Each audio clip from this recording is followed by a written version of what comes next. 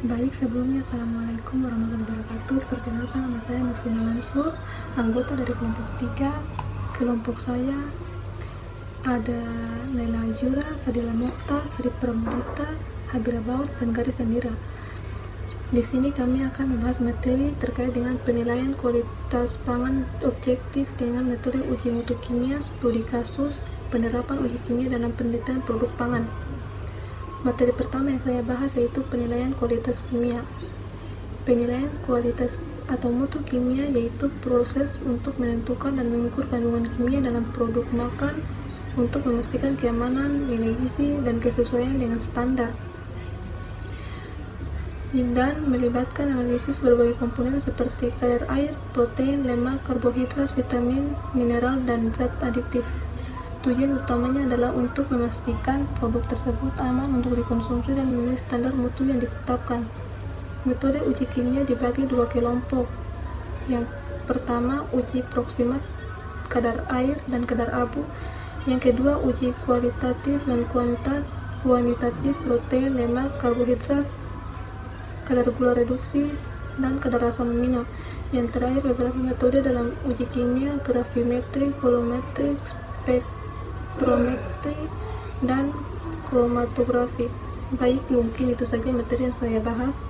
Selanjutnya saya berikan kepada pemateri berikut. Terima kasih. Perkenalkan, nama saya Habira Baut. Di sini saya akan menjelaskan tentang penilaian kualitas kimia. Parameter yang diuji ada 10. Yang pertama ada kadar air. Kadar air yaitu presentasi air yang terkandung dalam bahan pangan yang bertujuan untuk menilai tingkat kesegaran, daya simpan, dan kerentanan terhadap pertumbuhan mikroba. Yang kedua ada kadar abu. Kadar abu yaitu sisa pembakaran bahan pangan yang menggambarkan total kandungan mineral yang bertujuan untuk menilai jumlah total mineral dalam bahan. Yang ketiga ada kadar protein. Kadar protein yaitu jumlah total protein dalam bahan pangan. Kadar protein bertujuan untuk menilai kualitas gizi, fungsi biologis, dan kemampuan pertumbuhan jaringan tubuh. Yang keempat ada kadar lemak. Kadar lemak yaitu jumlah total lemak dalam bahan pangan yang bertujuan untuk menentukan nilai energi, stabilitas oksidasi, dan implikasi kesehatan. Yang kelima ada karbohidrat. Karbohidrat yaitu komponen utama sumber energi dalam pangan yang bertujuan untuk menilai kandungan energi dan fungsi fisiologis bahan pangan. Yang keenam ada gula reduksi. Gula reduksi yaitu jenis gula sederhana seperti glukosa dan fruktosa yang dapat mereduksi ion logam dalam uji kimia yang bertujuan sebagai pada indikator mutu pangan manis, contohnya pada sirup dan jus. Yang ketujuh ada asam amino. Asam amino yaitu unit pembentuk protein yang sebagai menilai kualitas protein dan profil gizi bahan pangan. Yang kedelapan ada vitamin dan mineral spesifik. Vitamin dan mineral spesifik yaitu senyawa mikronutrien penting bagi fungsi metabolisme tubuh yang bertujuan sebagai menilai kandungan gizi mikro dan potensi fortifikasi. Yang kesembilan ada zat aditif. Zat aditif atau pengawet yaitu bahan kimia yang ditambahkan untuk meningkatkan daya simpan atau tampilan pangan yang bertujuan untuk menilai keamanan pangan dan kesesuaian penggunaan bahan tambahan. Yang ke-10 ada kontaminan kimia atau logam berat. Kontaminan kimia yaitu unsur logam beracun seperti timbal atau Pb, merkuri atau Hg, kadmium atau Cd, dan arsen atau As yang bertujuan untuk menilai keamanan pangan terhadap toksisitas kimia. Baik, itu saja yang bisa saya sampaikan. Metode analisis yaitu studi literatur dapat dikaitkan dengan contoh kasus penggunaan metode ini di pangan. Satu yaitu metode gravimetri, penentuan kadar zat dengan pengendapan dan penimbangan. Contoh yaitu kadar air dengan oven, kadar abu dengan pembakaran. Lalu kedua, volumetri atau titrasi, yaitu reaksi kimia dengan titrasi. Contoh yaitu kadar asam, kadar protein. Lalu yang ketiga, metode spektrometri, yaitu mengukur absorbansi atau serapan cahaya. Contohnya kadar vitamin C dengan spektrofometri UV. Lalu yang keempat, kromatografi, yaitu pemisahan dan identifikasi senyawa. Contoh analisis asam amino, vitamin, pestisida, pewarna buatan.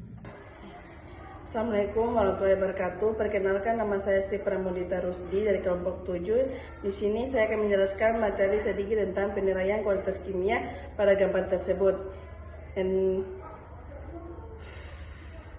di sini dapat saya jelaskan bahwa penelitian ini menilai hubungan antara kadar air dan aktivitas air terhadap kerenyahan serta ketengikan bahan pangan. Dari hasil penyimpanan 0 sampai 8 minggu pada kelembapan berbeda, ditemukan bahwa ketika aktivitas air melebihi 0,4, produk mulai melempem. Selain itu, nilai pF meningkat tajam pada minggu ke-6 sampai 8 yang menunjukkan oksidasi lemak.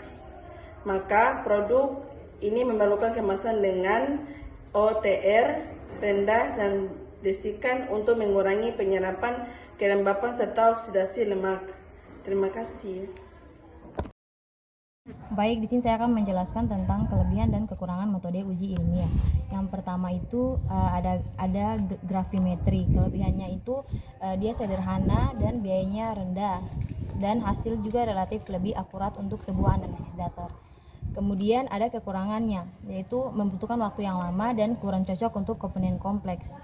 Yang kedua ada volumetri. Volumetri itu kalau mempunyai kelebihan yang lebih praktis, cepat, dan alat yang digunakan juga sederhana. Kekurangan dari volumetri adalah akurasi tergantung ketelitian, tidak cocok untuk senyawa yang sangat kompleks. Yang ketiga ada spektrofotometri. Memiliki kelebihannya itu sensitif, bisa analisis kuantitatif dengan cepat, sedangkan kekurangannya itu membutuhkan reaksi kimia khusus, bisa mempengaruhi kekeruhan sampel. Yang selanjutnya itu kromatografi. Kromatografi memiliki kelebihan yang sangat akurat dan bisa analisis senyawa spesifik seperti vitamin dan asam. Sedangkan kekurangannya itu mempunyai biaya yang tinggi dan butuh alat yang canggih dan harus dengan SDM yang terlatih. Oke, jadi pentingnya penilaian kualitas kimia yaitu pertama menjamin keamanan pangan, yaitu bebas dari zat berbahaya misalnya formalin dan logam berat. Terus yang kedua menjaga mutu gizi, yaitu memastikan bahwa kandungan protein, lemak, vitamin sesuai label. Terus ketiga mencegah kerugian konsumen, yaitu keaslian produk terjamin, tidak tercampur zat palsu. Terus yang keempat standar mutu, yaitu memastikan bahwa produk sesuai SNI, BPOM, dan Cadex Alimentarius. Terus yang kelima daya saing industri pangan, yaitu kualitas produk lebih terjaga dan bisa diekspor. Jadi kesimpulannya, penilaian kualitas kimia pada produk pangan merupakan langkah penting untuk memastikan keamanan, nilai gizi, serta kesesuaian dengan standar mutu yang berlaku. Proses ini dilakukan melalui analisis berbagai komponen kimia seperti kadar air, abu, protein, lemak, karbohidrat, vitamin, mineral, dan zat adiktif. Nah, metode analisis yang digunakan dapat berupa gravimetri, volumetri, spektrofotometri maupun kromatografi, dengan masing-masing memiliki kelebihan dan keterbatasan. Uji kimia dapat bersifat proksimat, misalnya kadar air dan kadar abu, maupun kualitatif atau kuantitatif, misalnya protein, lemak, karbohidrat, gula reduksi, dan asam amino. Pentingnya penilaian ini terletak pada fungsinya yang